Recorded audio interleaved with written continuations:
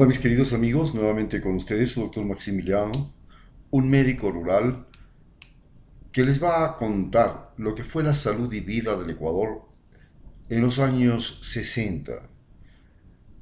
En este momento, Ecuador vivía ya una transición de la posguerra.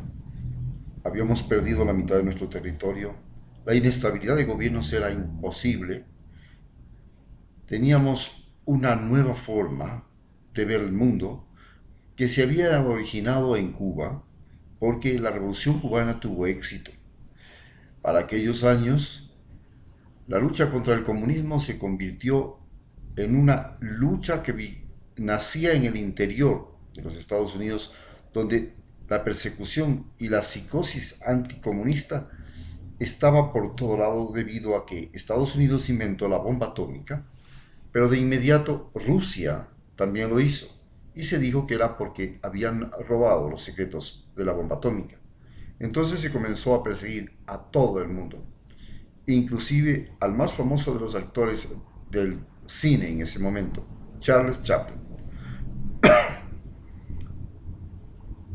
Científicos como Bohr tuvieron que dejar Estados Unidos e irse a, a Suecia.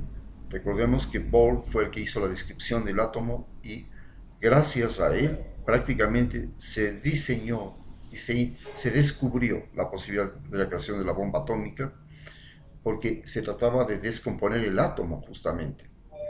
Y así fueron perseguidos muchos y muchos, y el odio hacia el comunismo se extendía por toda parte debido a que la Unión Soviética, por supuesto, había logrado ocupar los países de Europa del Este, Polonia, Checoslovaquia, Hungría, Yugoslavia, Rumanía, Lituania, Latvia, Estonia y otros más. Y lo más importante es que China también se independiza gracias al Partido Comunista Chino de Mao Zedong. India también se independiza gracias a la izquierda de la India, en la que Gandhi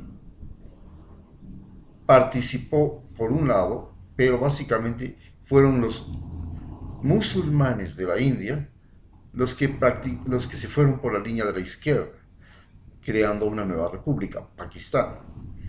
En tanto que en África comenzó a ser el gran desmoronamiento de los imperios europeos con guerras en Argelia, en el Congo, y comenzaron a todas partes a propagarse las guerras, siendo las colonias portuguesas las últimas en independizarse junto con Sudáfrica. Pero, ¿qué es lo que estaba sucediendo en América Latina?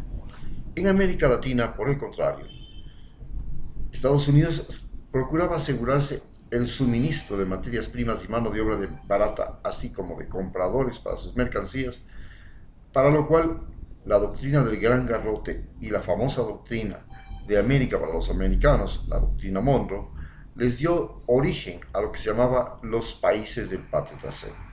Para asegurarse eso, comenzó una serie de golpes de Estado en todos los países latinoamericanos. Así, por ejemplo, entre 1930 a 1983, solo en Argentina hubieron 14 dictadores. Argentina, 6 golpes de Estado tuvieron lugar en el siglo XX. En 1930, en 1943, en 1955, en 1962, en 1966 y el último en 1976. Por supuesto, ustedes todos recordamos que el último golpe de Estado de Videla impuso un terrorismo de Estado con violaciones de los derechos humanos y 30.000 desapariciones. En 50 años que transcurrieron desde el primer golpe hasta que fue llevado la última dictadura cívico-militar en 1983, se sucedieron un total de 14 dictadores autodenominados presidentes. Si vamos a otro país, por ejemplo, República Dominicana, entre 1930 y 1961, un niño pobre se convirtió en un tirano millonario. La insurrección central contra el presidente Horacio Vázquez llevó a Rafael Leónidas Trujillo, nacido en 1891 y muerto en 1961, al poder. El dictador gobernó 31 años, hasta su asesinato con la ayuda de la CIA. Él era el dios de la República Dominicana y fue una de las tiranías más sangrientas de América Latina. Copió también a través de presidentes títeres y su anticomunismo era enfermizo, como la represión a toda oposición y el culto personal. Recordemos que Trujillo impidió la democracia en Venezuela y tumbó un presidente en Venezuela. Pero, por ejemplo, en 1954, Alfredo Stornes derrocó a Federico Chávez del mismo Partido Colorado y este general fue reelegido 8 veces sin oposición, con elecciones fraudulentas. Durante sus dictaduras se cometieron masivas violaciones de los derechos humanos, tales como arrestos arbitrarios, torturas y desaparición forzada. El 3 de febrero de 1989 fue derrocado por un golpe de Estado liderado por el general Andrés Rodríguez Pedotti, pero actualmente uno de sus hombres es el que gobierna Paraguay. Guatemala, por supuesto, fue el primer país denominado República Bananera.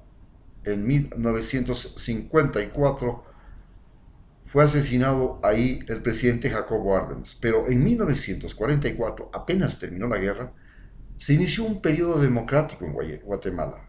Pero cuando el presidente Jacobo Arbenz quiso hacer una reforma agraria, un puñado de exilados dio un golpe de Estado con la ayuda de la CIA. Y el 18 de junio de 1954, Guatemala se convirtió en la encarnación de la República Bananera en todo lo ancho y largo de su país. Gran parte de la tierra y la infraestructura le pertenecía a la compañía estadounidense United Fruit Company, que también llegó a Ecuador y se estableció en la provincia de Esmeraldas, teniendo en ese lugar la plantación más conocida y famosa denominada El Timbre, que tenía 100.000 hectáreas de banano y que incluía un aeropuerto, un astillero naval, piscinas para los dueños de la compañía que llegaban en sus bungalows. Pero tenemos el grato recuerdo de que uno de sus administradores, Folke Anderson, fue un individuo que no explotó a la población, sino que por el contrario le dio a Esmeraldas un estadio con el que aún lo recuerdan. Pero en 1959 fue derrocada la dictadura del más déspota de los presidentes de Cuba, el dictador Fulgencio Batista, nacido en 1901 y muerto en 1973. Fue electo en 1940 y debía gobernar hasta 1944 y se declaró dictador de facto desde 1952 hasta 1959, año en el que fue derrocado por la Revolución Cubana al mando de Fidel Castro, quien hizo de Cuba un Estado socialista de cuño marxista-leninista.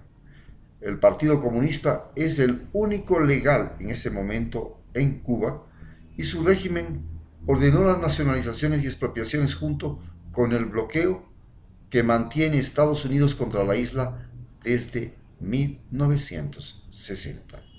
Vale señalar que este bloqueo, que ha sido numerosas veces declarado ilegal por todos los países de las Naciones Unidas, excepto por Israel y Estados Unidos en casi todas las votaciones, ha significado hambruna, y muchas dificultades económicas para el pueblo cubano hasta el día de hoy.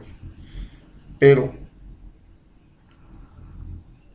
Batista, mientras estuvo en su gobierno y para reprimir la rebelión de Fidel Castro, llegó a matar a más de 20.000 personas.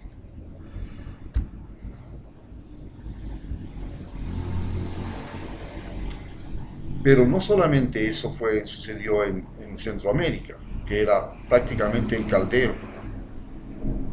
El 3 de octubre, tanques rodearon al presidente Fernando Belaúnde, quien fue enviado a Buenos Aires, y el dictador Juan Velasco Alvarado nacionalizó las bancas, las minas, e hizo una reforma agraria para poner fin a la temible, asfixiante e increíblemente poderosa oligarquía terrateniente de Perú. Pero llevó al colapso la economía, aunque mejoró la alimentación. Desgraciadamente, el equipo de las Fuerzas Armadas, que se armó con armamento de la Unión Soviética, le dio a Perú la posibilidad de despertar de una tiranía de terratenientes que aún reina en ese país. Ese mismo tiempo, Ecuador, para 1974, y en 1968 tuvo también una dictadura militar, que hizo la primera reforma agraria. Y para 1974 también tuvo una segunda dictadura militar, en la cual hubo una intervención directa de los Estados Unidos mediante el denominado Plan Alianza para el Progreso. En esos días entonces entraron en Ecuador las religiones evangélicas y los misioneros, el Cuerpo de Paz, USAID, y se suma a todo esto la presencia del Plan Alianza para el Progreso, que entregaba a los campesinos que se ubicaban en la Amazonía ecuatoriana alimentos, transporte y sustento para que pudieran empezar la colonización de la región amazónica.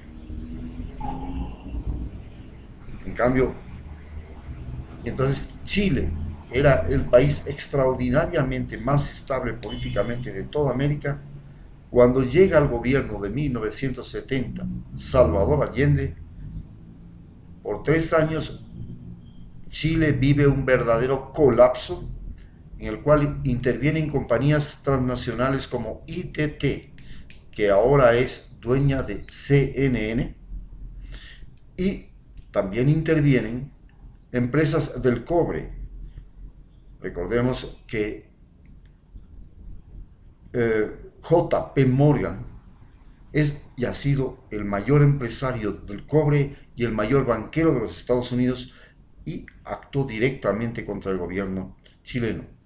En esto se destaca Nixon, que utilizó todas las posibilidades que tuvo a su alcance para destrozar al ejército al gobierno de Salvador Allende, con Kissinger como primer ministro, como ministro de Relaciones Exteriores, que fraguó lo que se denomina el Plan Cóndor, que terminaría siendo el mecanismo de exterminio de miles y miles de latinoamericanos en Colombia, en Ecuador, en Chile, en Bolivia, en Paraguay, Uruguay, Argentina y Brasil. Todo esto se complicó cuando ya llegó al poder el movimiento sandinista en 1979, y al mismo tiempo se levantó el movimiento Farabundo Martí en El Salvador, y para 1979 la insurrección y represión en El Salvador mató a incontables gentes inocentes. El general Carlos Humberto Romero, nacido en 1977 y muerto en 1979, impuso un régimen represivo. Este dictador usó escuadrones de la muerte, creados específicamente por la CIA, en Estados Unidos y el régimen se financió mediante la venta de cocaína que era comprada a Pablo Escobar y al general Noriega, presidente de Panamá, por George W. Bush en el gobierno de Ronald Reagan. En ese momento, y antes de Ronald Reagan, George W. Bush fue el jefe de la CIA en el gobierno de Richard Nixon. Y entonces, como jefe de la CIA, actuó en Chile y luego actuó comprando cocaína a Pablo Escobar, que la transportaba a California y la regresaba como armas para los Contras. Este se llamaba el Plan Irán-Contras. Y este plan fue el que determinó el fin del gobierno de Nixon. Pero también fue llevado adelante por Ronald Reagan, y Ronald Reagan, cuando se le llamó a declarar, simplemente dijo que él no sabía nada y que todo ese plan de asesinatos y de la guerra de los Contras se había hecho sin su conocimiento.